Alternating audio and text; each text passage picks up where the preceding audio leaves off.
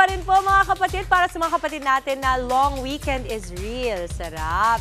For sure, marami sa inyo na madaming ganap at plano today. Kaya alamin po natin ang lagay ng ating panahon ngayong umaga. Kasama po ang ating resident meteorologist, weather Tito Alvin, na laging may panahon para sa iyo. Tito Alvin, gaano kalaki ang chance ang umulan ngayon?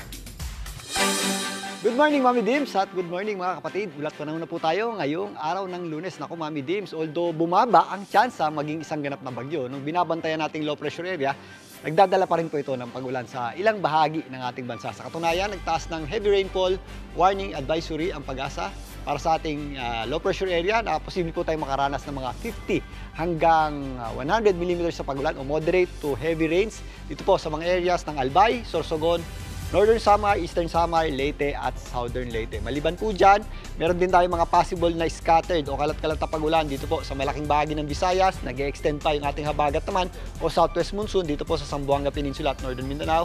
Meron din tayong mga possible na pagulan sa natitirang bahagi ng Bicol Region at Mimaropa. Ito pong low pressure area natin, gaya ng nabanggit natin kanina, is bumaba po ang tsansa maging isang ganap na bagyo. Pero yan po ay tatawid pa rin dito po sa ating bansa. At if ever, yan po ay makarating na dito sa may West Philippine Sea, doon natin nakikitaan yan ng posible pang paglakas.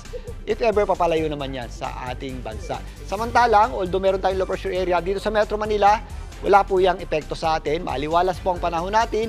Sa umaga, maganda po ang sikat ng araw at magpapatuloy yan hanggang tanghali. Pero again, dakong hapon hanggang gabi, tumataas po yung ating tsansa ng mga pag-ulan at mga posibleng thunderstorms. Kahapon, nakaranas po tayo ng thunderstorms dito sa Metro Manila, nagpabaha sa ilang lugar. Posible po yan mangyari ngayong araw na ito. Kaya again, sa mga lalabas ng bahay or pauwi galing long weekend, ugaliin po natin ang pagdadala ng payong. Dahil if ever meron tayong thunderstorms, biglang buhos po yan ng malakas na pag-ulan na posible pong magpabaha, especially sa mga low-lying areas at sa mga mabababang lugar.